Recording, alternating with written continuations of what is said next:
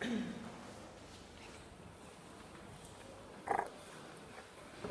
buenas tardes, bienvenidos a todos y todas a esta intervención sobre los sistemas de irrigación en la Vega de Granada. Soy Francisca Guilma, voluntaria del Museo de la Alhambra, y todos los voluntarios que les apetece preparamos unas intervenciones a lo largo del año. A mí me ha tocado en el mes de julio, en el mes de agosto tendré otra. Y bien, la intervención versa sobre los sistemas de irrigación, como he dicho antes.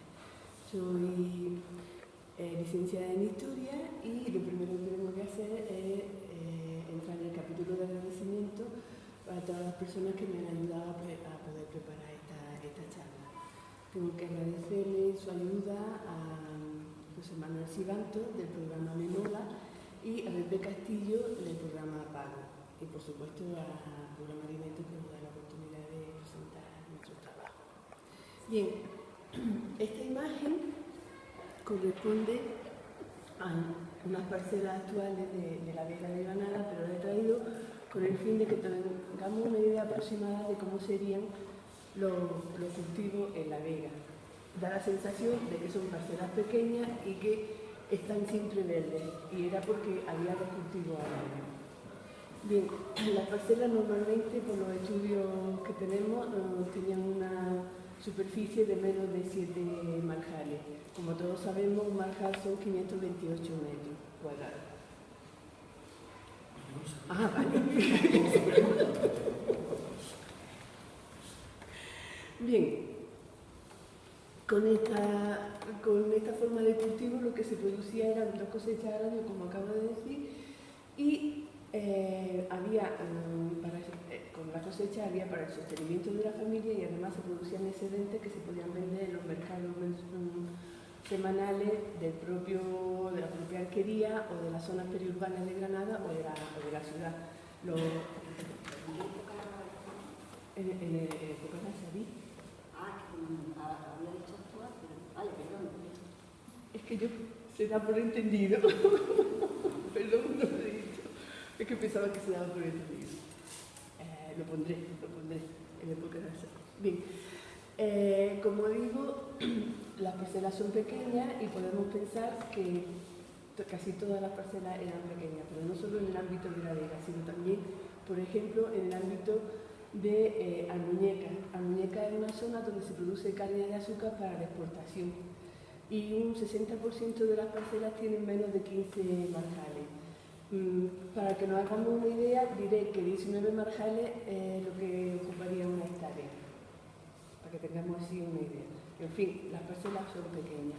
También en zonas como por ejemplo Almanjaya no, Ainadamar. El pago de Ainadamar estaba ocupado por almunia y huertos correspondientes a la nobleza y a la casa real. También las parcelas son pequeñas, son menos de 15 hectáreas. De todas formas, hay que decir que existían parcelas grandes, que siempre correspondían, el propietario era el rey, fundamentalmente. Los reyes nazaríes siempre intentaban vivificar terreno porque necesitaban ingresos. Como todos sabemos, la hacienda real y la hacienda del reino era la misma.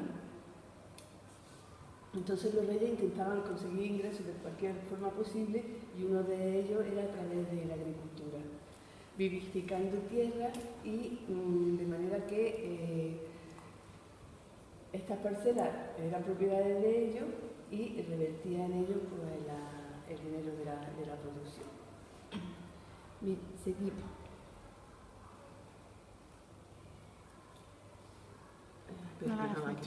Sí. Bien, he hecho un pequeño índice porque el tema es tan amplio que he tenido que acotar, porque si no nos salimos de la hora que tenemos.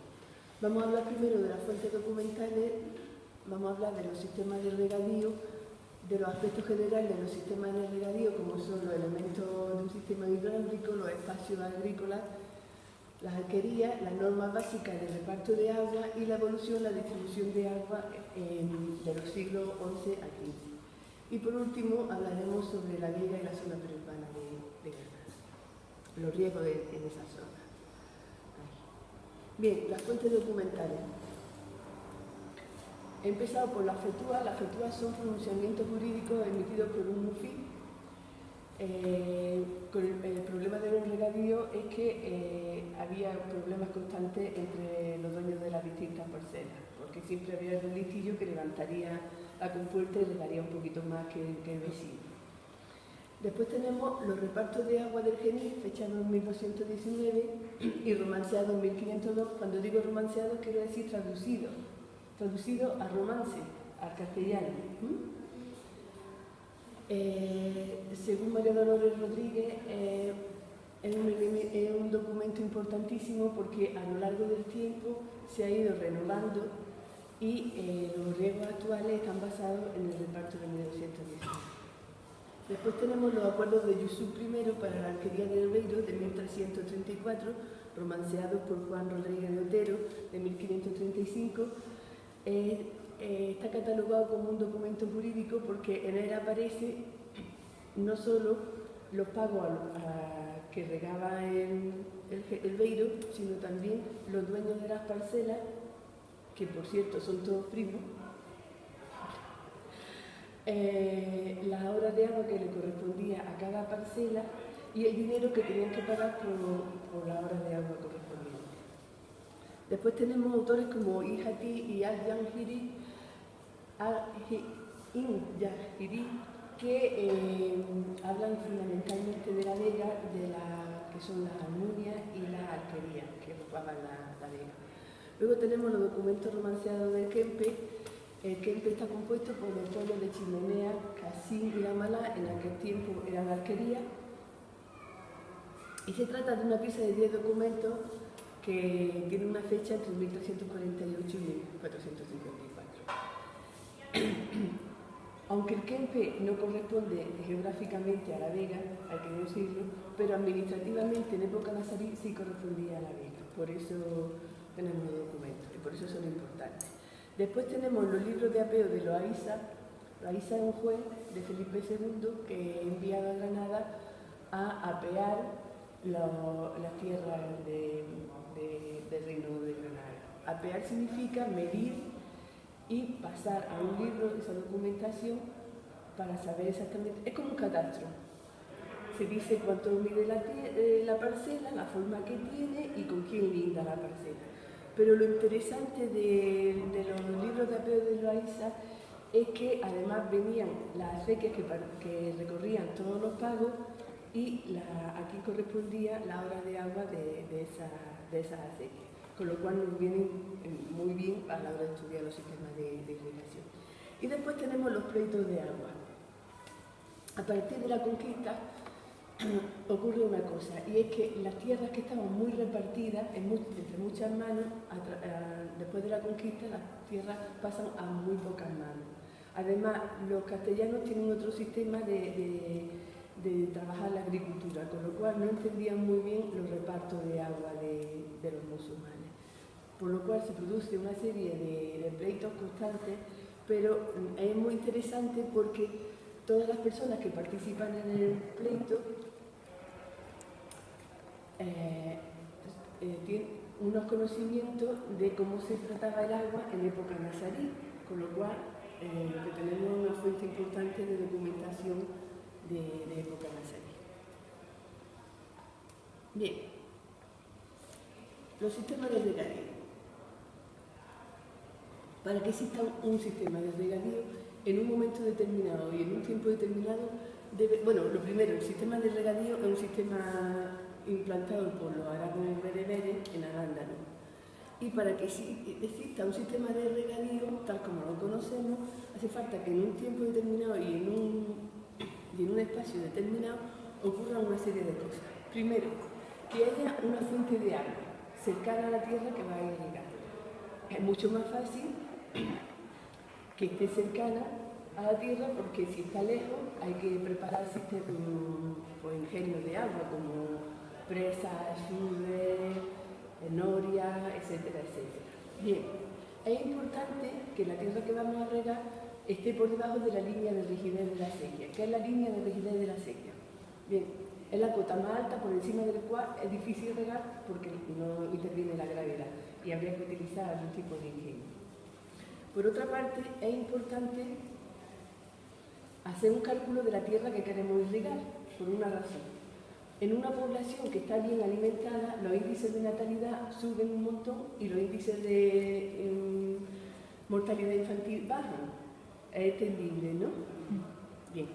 Entonces, si la alquería tenía 20 familias, hay que calcular que a lo largo de 30, 40 o 50 años la población se va a duplicar seguramente, con lo cual hay que calcular las tierras que queremos irrigar. Y hay que calcular la acequia y los elementos que hay que preparar para llevar a cabo ese sistema de riego. Bien, también es necesario que haya una sociedad con conocimientos técnicos para llevar a cabo los trabajos. Los trabajos de irrigación no es algo baladí. Si estamos irrigando zonas en una ladera, hay que abancalar. Si estamos regando en zonas planas, hay que tener en cuenta que la tierra tiene que tener la suficiente inclinación como para que el agua corra, y las acequias también, pero no tanta que el agua en una avenida se lleve los suelos. Bien, hay que tener también la intencionalidad de construir un sistema de riego porque necesita un fuerte ingreso. A nadie se le ocurre con las grandes inversiones que hay que hacer en recursos de todo tipo, montar un sistema de riego si tú vas a regar 3 alcachofas y 2 berenjenas. No tiene sentido. Bien, y segundo, cuarto, por último, hay que contar con canales de venta para la producción que vas a obtener. Si vas a obtener 2 cosechas y no tienes canales de venta, se te va a poner los productos, con lo cual no tiene sentido tampoco. Hay que decir que los nazaríes contaban con los canales de venta que tenían los heredados de los almohades. Bien, para obtener un sistema de regadío necesitamos una tierra y una serie de elementos, como son los canales, las minas, los pozos, las acequias, las balsas, partidores, asudes, norias, balancines, y el terreno que se pretende regar. Como casi todo el mundo conoce todos los términos, voy a hablar solamente de los balancines y de los canales. La palabra canal es persa y significa lo que nosotros llamamos una mina de agua. Y un balancín se compone de un poste con una horquilla arriba. Los balancines se utilizan hoy día en el Nilo.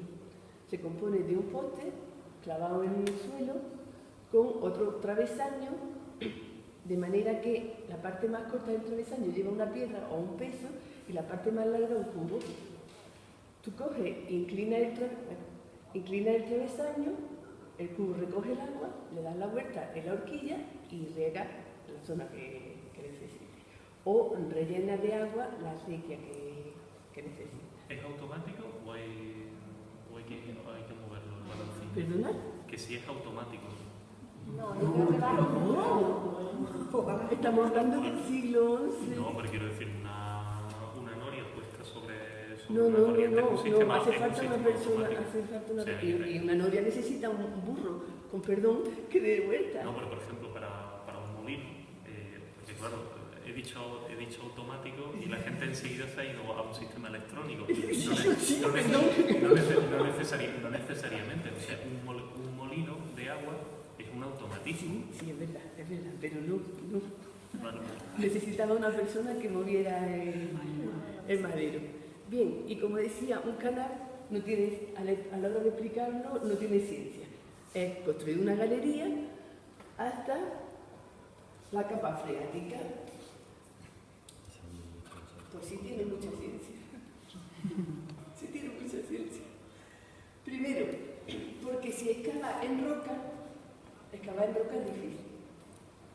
Si excava en tierra, hay que apuntalar, porque la galería se puede hundir. Pero hay otros problemillas de importancia.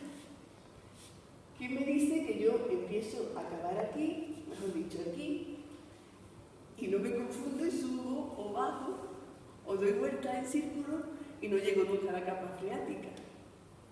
¿Qué sería esto? Bien, lo que quiero decir es que hace falta unos conocimientos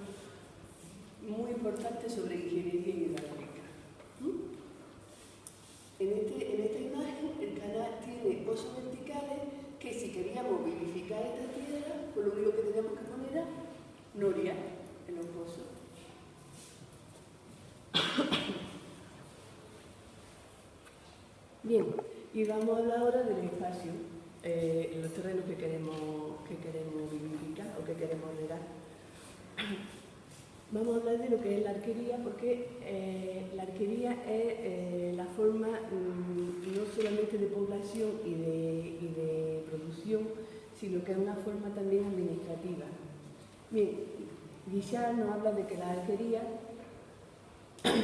están compuestas por uno o dos núcleos de población con una mezquita en medio.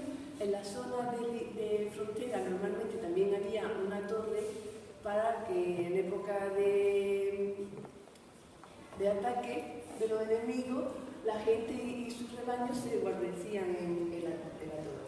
Luego había una acequia que daría agua a la tierra de regadío, y había otra serie de tierras que son las tierras malucas y las tierras maguas.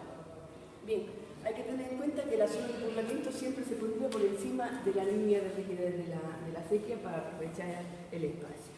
Bien, ¿qué son las tierras malucas? Pues son las tierras de propiedad privada. Pueden ser objetos de venta, herencia, etcétera, etcétera. ¿Qué son las tierras harín? Pues las tierras harín son el espacio comunal. Serían estas. Aquí están representadas por la ovejita, porque era la zona donde podían llevar a los animales a pastar, se podía recoger leña, se podía recoger frutos secos, etcétera, etcétera. O frutos secos, digo, frutos silvestres. Según la teoría maliquí, la tierra harín de cada arquería tendría la extensión correspondiente a el espacio que puede andar una persona desde la salida del sol, saliendo de la arquería, y volver a la caída de la tarde, ya por la noche. Ese espacio es el que corresponde a la tierra harín de la arquería. Y después está la tierra maguá. Las tierras maguá, que serían estas, están por encima de la línea de rigidez de la acequia, por lo cual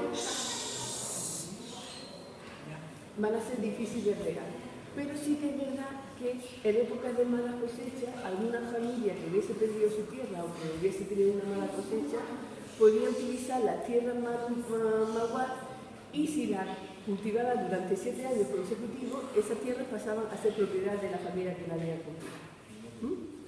Estas tierras estaban gestionadas normalmente por la comunidad, por la aljama y por el Estado. Bien, y ahora vamos a hablar de la norma básica en el reparto del agua. He traído este diagrama cartesiano porque creo que refleja muy bien la idea de los repartos del agua. Según los hadís del profeta, los hadís son los dichos del profeta que se toman como verdades reveladas. El agua, la tierra y la hierba pertenece a cualquier musulmán, pero hay que tener en cuenta que estamos hablando del siglo II. Del siglo XIII la cosa cambia un poquillo, por no decir mucho. Bien, la norma de reparto de agua se basa en 3 conceptos. Uno, el tipo de curso de agua, el caudal de agua y si estaba arriba, es decir, en la cabecera de la acequia o del río, o si estaba abajo. Es decir, la proximidad o lejanía a la cabecera del agua. Y por ello tenemos que si había un río grande, con un caudal abundante, todo musulmán tenía derecho al agua. Si era un curso mediano, que no necesitaba presa ni asude, pues primero tenían derecho los ribereños y después las parcelas que estaban más alejadas, siempre que no entorpecieran el agua de los ribereños. Después estaban los cursos pequeños y poco abundantes, entonces solo tenían derecho a agua las personas, la población y las parcelas que había en los márgenes del río. Las fuentes con escaso volumen de agua, pues solo se podían aprovechar uno o dos núcleos de población, lo más cercano. Y si estamos hablando de canal, pozos y fuentes artificiales del agua, como se supone que se ha invertido un montón de recursos en construirlo, el agua corresponde a las personas que han construido esos elementos, con lo cual no se reparte para ningún otro. Bien, y ahora vamos a hablar de la evolución de los tipos de riego. va desde el siglo XI al siglo XV. Lo que pasa es que no me cabía y he tenido que hacer otra imagen. Bien, hay que tener en cuenta una cosa, y es fundamental comprender. Los sistemas de riego son un reflejo exacto de la población que lo ha implementado. De manera que en el siglo XI la población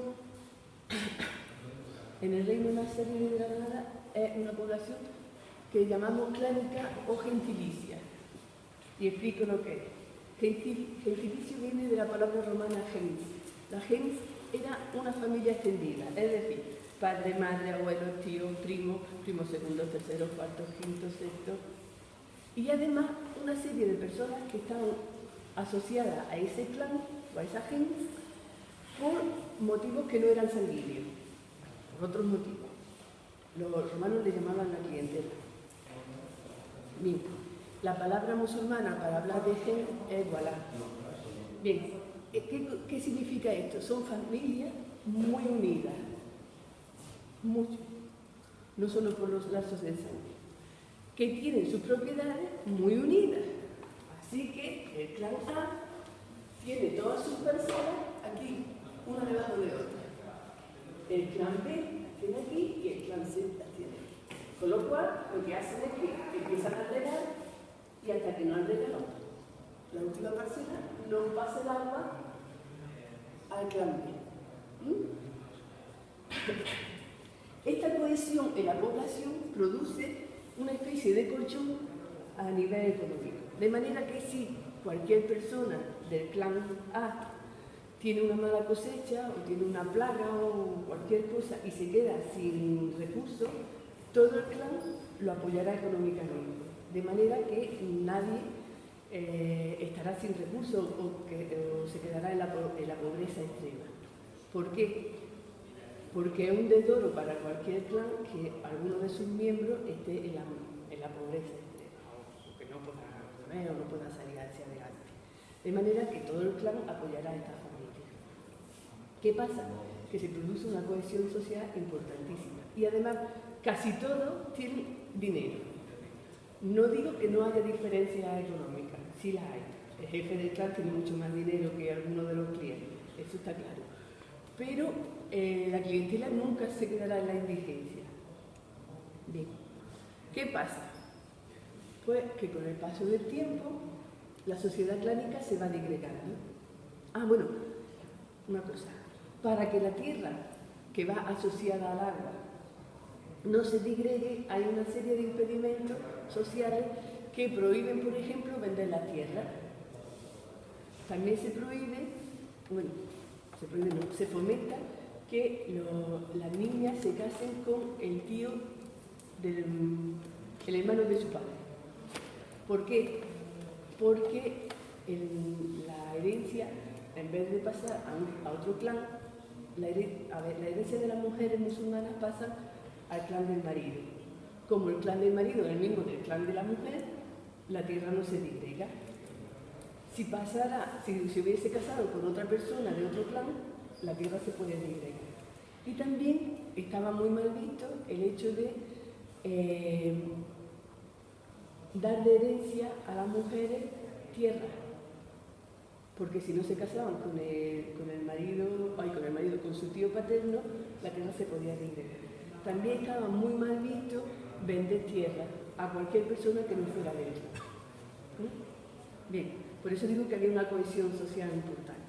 ¿Qué pasa? Que con el paso del tiempo, y sobre todo, según Malpica, en la zona más cercana a las ciudades, a las grandes ciudades, esto se va disgregando. Las tierras se van vendiendo, las familias se van disgregando, ya no hay una unión tan importante del clan y ocurre esto. La gente del clan A ha vendido tierra al clan B y al clan C. ¿Qué pasa a la hora de regar? Que se producen muchos problemas. Porque como primero riega el clan A, tiene que saltar a la tierra del clan B y del clan C para volver otra vez a la tierra del clan A. Y vuelven a saltar la tierra del clan B para regar la tierra del clan A. ¿Qué ocurre? Pues se producen dos problemas importantes. Uno, se pierde muchísimo tiempo, Dos, el agua se absorbe, sobre todo en verano, por el calor, las acequias no van entubadas, van al aire libre. Y además se producía otro problema, y es que siempre había algún litillo que abría la compuerta aquí y regaba su tierra, con lo cual aquí llegaba menos agua. Se producían litigios constantemente.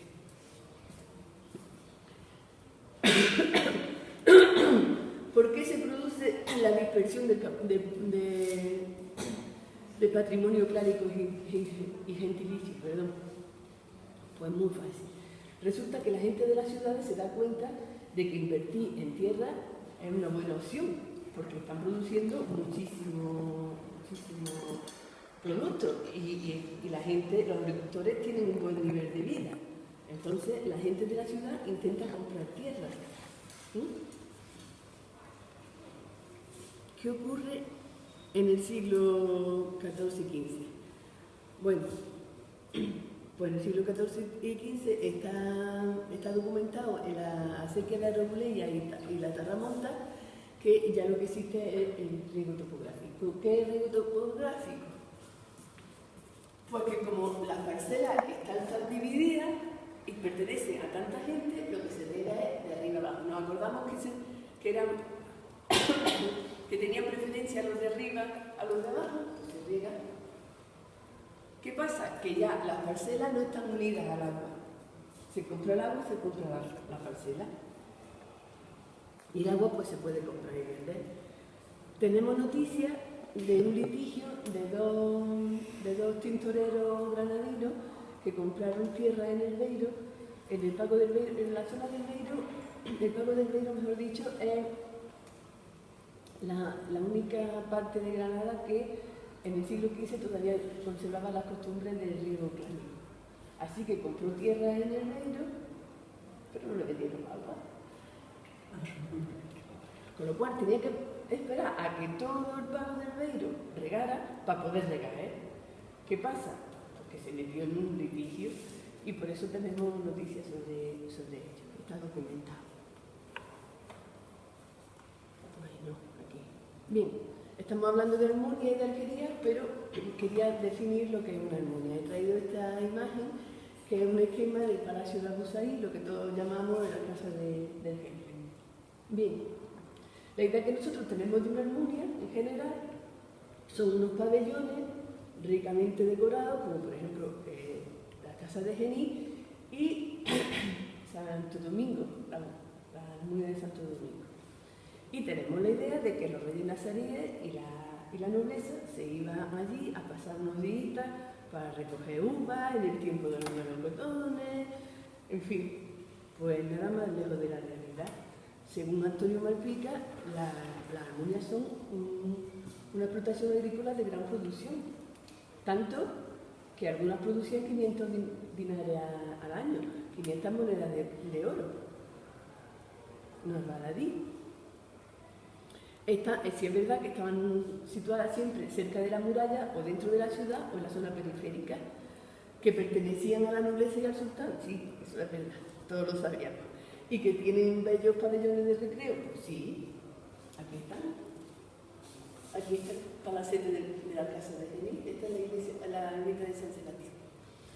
Pero Malpica apunta a que era una zona de explotación con un albercón importante que se rellenaba con el agua de Arrobuleya y que tenía una dotación de hombres de caballo híbrido para las labores del campo.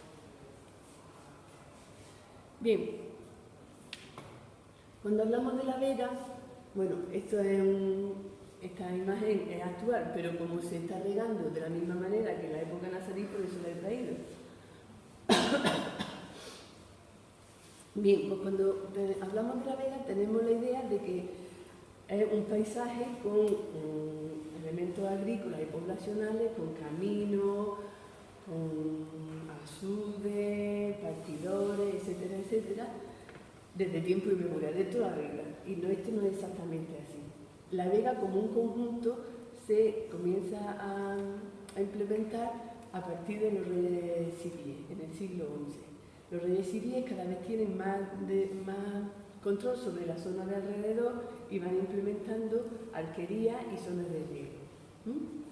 Bien, según Carmen Ocaña, la vega tenía una extensión de 17.500 hectáreas y según Ijatí, la vega estaba delimitada por Colomera, el pueblo de Colomera al norte, el Salá al oeste. Este pueblo tiene, esta denominación tiene un problema y ahora lo hablamos. Gasín y Agrón al sudoeste, que son Casín y Agrón, que pertenecen al Temple, pero como he dicho antes, administrativamente pertenecían a la vega en época nazarí. Ancar al sur, que es un anejo de Vila, Monachil al sureste y Quentayhueja Sierra al este. Y vamos con el tema del Salar. Cuando hablamos del Salar, todo el mundo nos acordamos de un pueblo que hay al lado de Loja, pero la vega no llegaba a Loja.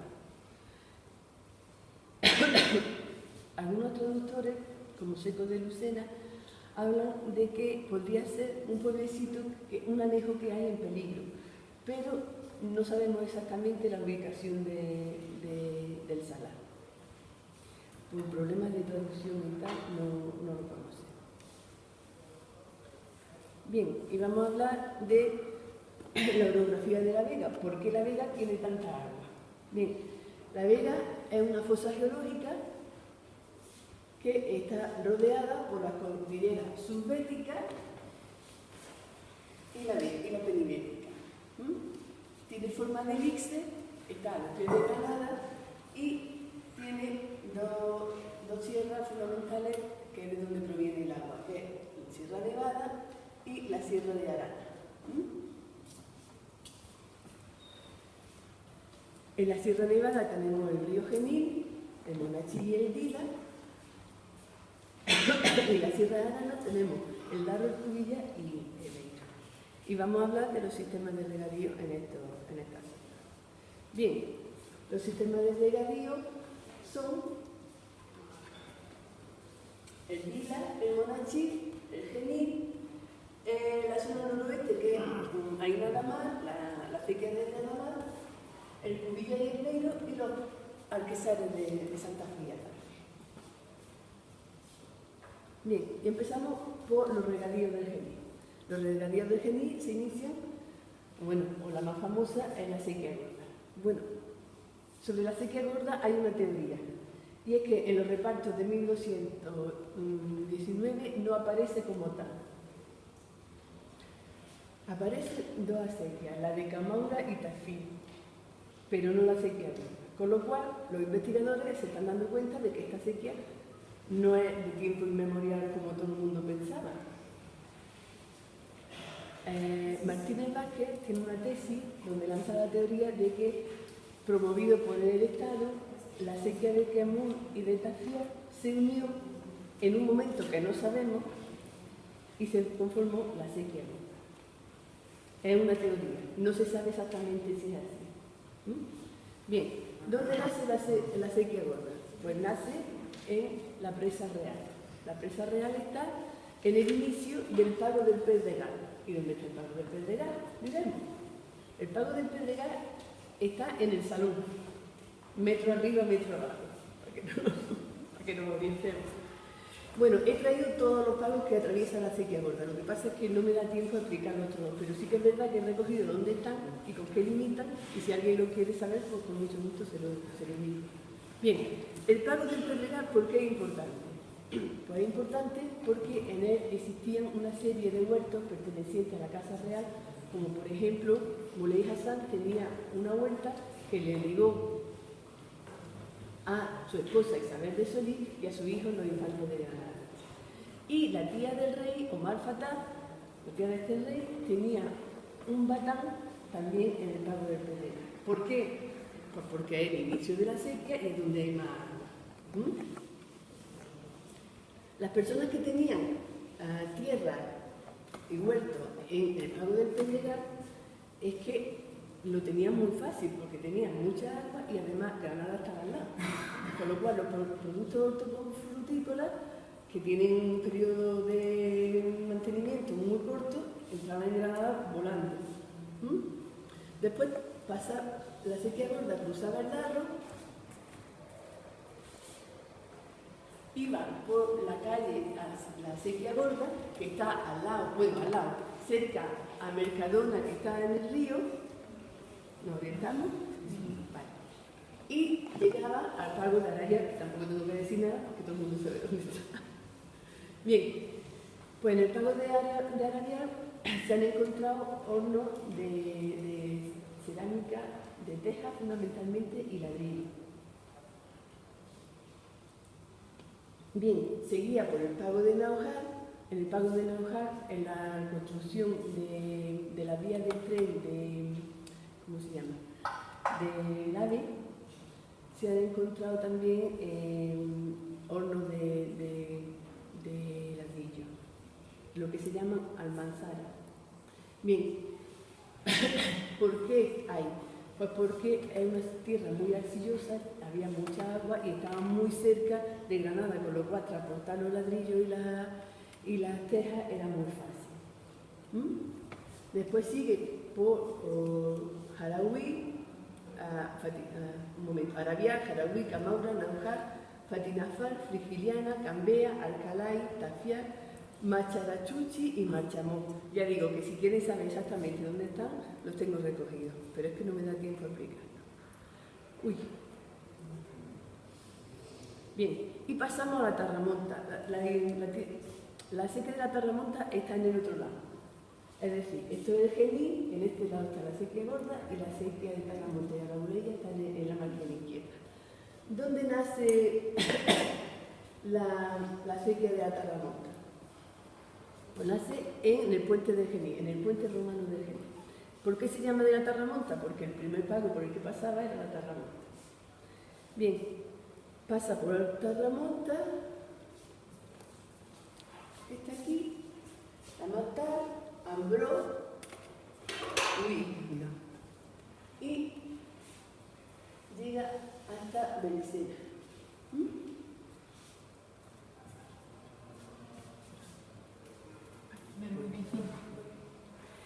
Bien. Y después tenemos la de Arabuleya. La de Arabuleya nace en lo que se llamaba los arenales del Genil. Corría paralela, como estamos viendo, a la Tarramonta.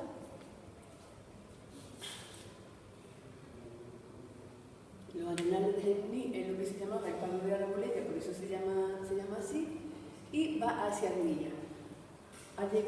Para llegar a Armilla pasaba por el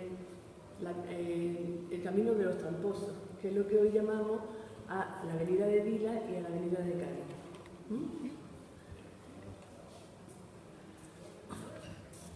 Llegaba a Armilla, pasaba por Talavera, seguía hacia Churriana y pasaba hacia Cuya.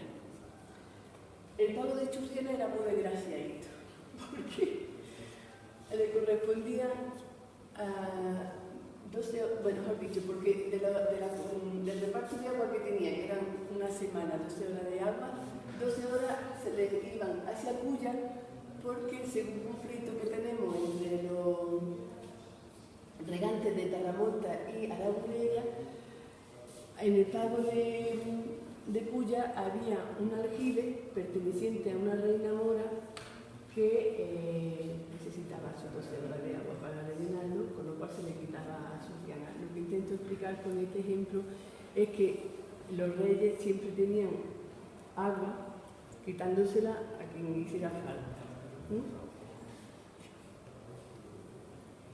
Y vamos a los regadíos del Tarro. Nace en Huetor Santillán y la primera sequía que tenemos es la de la Asa del Rey en la margen derecha. Y no digo más, ¿de quién era la sequía? Después tenemos en la margen izquierda la sequía de Huetor, que regaba todo lo que es Huetor. Después tenemos la del Tercio, que regaba el cerro de Santa Elena, y los alízares. Tenemos también la sequía de la Solana, que estaba situada en una ruta mayor a la sequía real y que creemos que había abastecido al pago de Jaufí, que es lo que ahora llamamos Jesús del Valle, la zona de Jesús del Valle.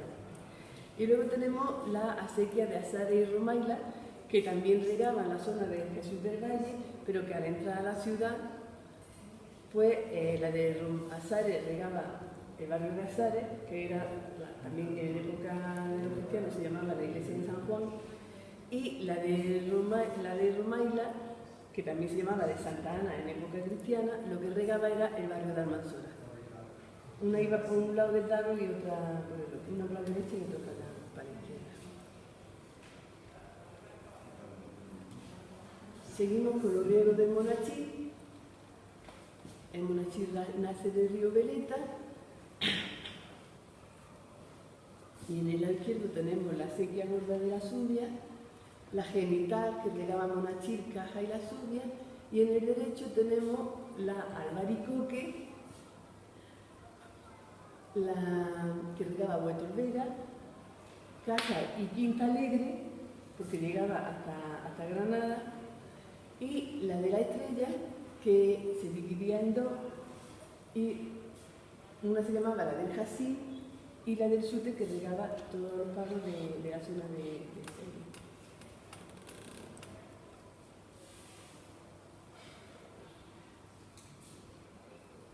Los regadíos del Dila, el Dila nace en los lagunillos de la Virgen, en Sierra Nevada, atraviesa los términos de Dila, Otura, Roja, Alendín, Ojígeres y La Gavia, y las acequias principales son la principal de Otura, la de Alendín, la Real de los Ojígeres y la Turbia, que regaba la Gavia.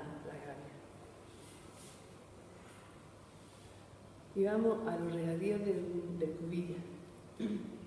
El Cubilla nace en las inmediaciones de Domingo Pérez, riega los pueblos de Atarfe, Alborote y Pino Puente, y sus afluentes Belillo y Colomera regaban Caparacena, Pino Puente y Fuente Vaquero. Bien, y los ríos del Cubilla se organizan en la acequia de la Sorrera, el Cabo, Alitaje y la de Medio. Hay que decir que los riegos del Genil se organizaban en un quinto, por quinto del caudal de la acequia. En la próxima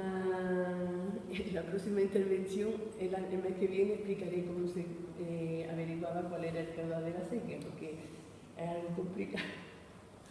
Bien, los demás riegos se hacían por hora, 12 horas o submúltiplo de 12 horas.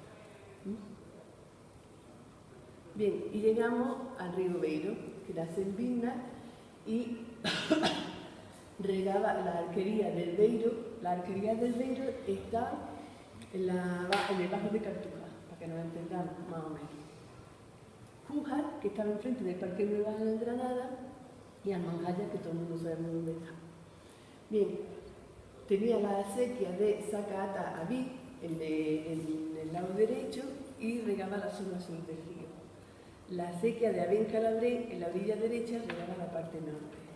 Y la acequia de Abén Cabal regaba la orilla izquierda.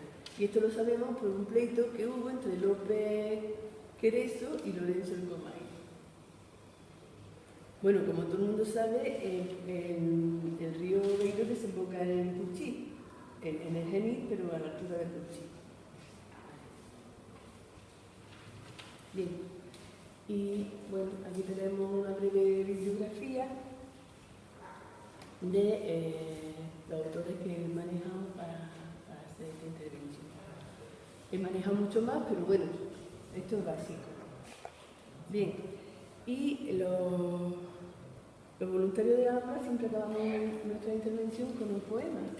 Y yo he elegido a Zorrilla porque el año pasado fue el segundo centenario de su fallecimiento. Zorrilla es un poeta muy relacionado con Granada y además porque tiene un poema que habla de la Vega de Granada, por lo cual es que se juntaba todo. Bien, como todos sabemos, Zorrilla es un poeta romántico. Los poetas románticos hablan fundamentalmente de la Edad Media, de Oriente, etcétera, etcétera. Hablan también mucho del honor y de la caballerosidad. Bien, Nuestro poema tiene algunos fallos, como por ejemplo que habla de Gómez, cuando eran Gómez. También al final del poema, no lo he traído, no lo he recogido porque ella no es que no me cabía, se habla de la famosa frase y de Cachemira Chale, no sé si la han oído decir. ¿Nunca? Pues iba en un cuplé esa canción, esa frase. Bien, como digo, es otro error histórico porque los chales de Cachemira llegaron a España en el siglo XVII y XVIII, por lo cual en el siglo XIV nadie sabía que existían chales en Cachemira.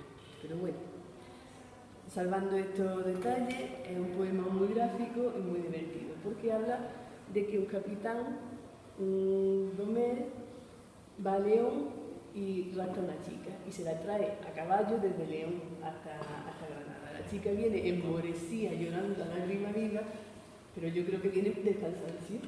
Le trae, no porque la haya raptado, sino porque viene muertecita. Bien, el poema dice así: corriendo van por la vega a la puerta de Granada, hasta 40 gomeles y el capitán que los manda. Al entrar en la ciudad, parando su yegua blanca, dijo esta a una mujer que entre sus brazos lloraba: enjuga el llanto cristiana y no me atormentes así, que tengo yo mi sultana, un nuevo Edén para ti. Tengo un palacio en Granada, tengo jardines y flores, tengo una fuente dorada con más de 100 surtidores. Y en la vega del Genil tengo parda fortaleza que será reina entre mil cuando encierre tu belleza. Y sobre todo una orilla extiendo mi señorío, que ni en Córdoba ni en Sevilla hay un parque como el mío. Bien, la chica, como llora tantísimo, ablanda el corazón del capitán Gómez y la devuelve a su tierra. No sabemos si llegó o no llegó, pero bueno, en principio es lo que dice el poema. Y con esto pues terminamos la intervención y espero